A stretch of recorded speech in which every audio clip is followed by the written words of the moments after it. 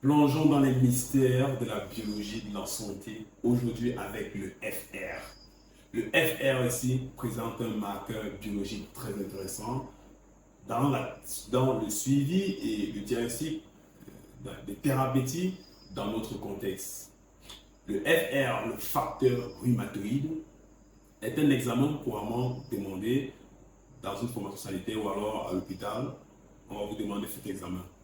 Pourquoi? Vous devez le savoir.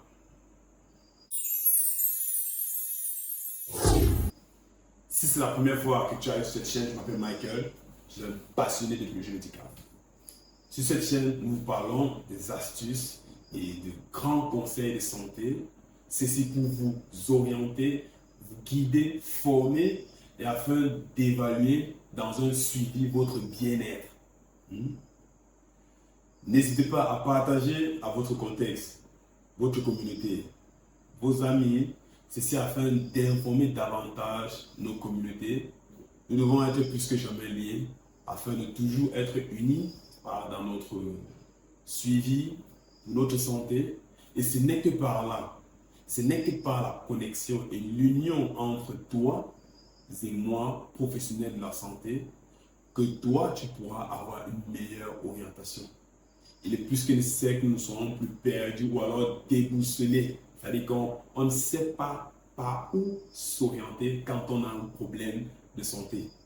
Ça ne doit plus être le cas dans notre contexte. Quand vous êtes dans un contexte limité, quand on parle de contexte limité, ça veut dire quoi? Vous n'êtes pas dans un pays très développé.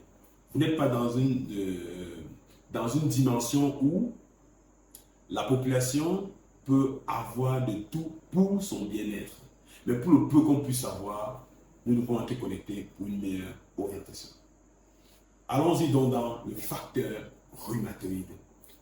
Vous le savez déjà, si on t'a déjà demandé cet examen, je m'en vais donc te donner des détails pour que tu comprennes les indications qui poussent à demander cet examen. Une fois à l'hôpital, vous allez présenter des symptômes. Ou alors, vous allez présenter des signes cliniques.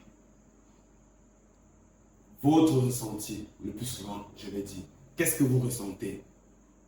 Est-ce que ce sont des douleurs? Si oui, le plus souvent, on parle de rhumatisme articulaire. Ok? C'est-à-dire une inflammation au niveau des articulations. N'hésitez pas à aller regarder notre vidéo où nous abordons l'inflammation, les contours de l'inflammation. Vous devez le savoir. Parce que c'est un terme que nous allons le plus souvent employer quand nous allons effectuer l'interprétation, n'est-ce pas, ou alors la signification des examens que nous verrons plus souvent en laboratoire. Donc, en cas de symptômes tels que des douleurs articulaires, on parle de rhumatisme articulaire, des grandes articulations des membres supérieurs et des membres inférieurs. Une fois à l'hôpital, on va vous demander d'effectuer le facteur rhumatoïde. C'est un marqueur. Ce facteur va s'élever dans ton organisme en cas d'une arthrite articulaire, par exemple, ou alors un rhumatisme articulaire, une inflammation au niveau des articulations. Ok? Même les articulations des doigts, cheville, les genoux, ok? On va vous demander cet examen. Une fois que le test donne une concentration plus ou moins élevée, le plus souvent au-delà de 8 unités internationales par millilitre. Je le répète, les valeurs de référence qui définissent le profil biologique en termes de concentration d'une molécule dans l'organisme vont différer du laboratoire à un autre laboratoire, c'est-à-dire que d'un laboratoire à l'autre, d'une formation sanitaire à l'autre, d'un pays à l'autre. Mais n'ayez pas peur, il existe une norme, des standards en matière de profil biologique, selon les populations. Et chaque médecin, chaque biologiste, ou tout autre professionnel de la santé doit, n'est-ce pas, ou alors nous devons tous maîtriser cette unité, la plupart des unités en tout cas. pour le cas de l'unité qui concerne le facteur rhumatoïde, dès lors que vous avez un taux au-delà, n'est-ce pas, de la valeur de 8 unités par millilitre, vous allez avoir un suivi indicatif. Vous comprenez? Vous devez avoir un suivi indicatif.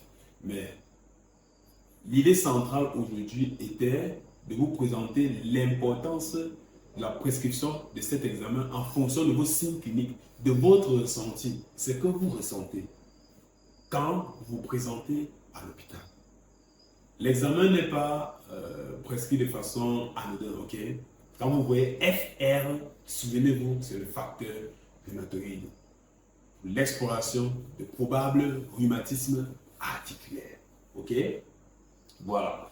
Il existe également des affections comme des lupus, des syndromes de lupus, qui provoquent également l'élévation, n'est-ce pas, de ce taux-là, de FR dans ton organisme. Mais du moins, à partir de maintenant, vous avez des idées par rapport au facteur rhumatoïde. Très prochainement, nous allons faire d'autres vidéos davantage pour vous parler encore et encore derrière ce facteur rhumatoïde parce que ça ne s'arrête pas là.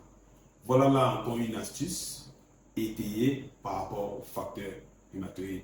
Et à très bientôt pour une prochaine vidéo et astuce.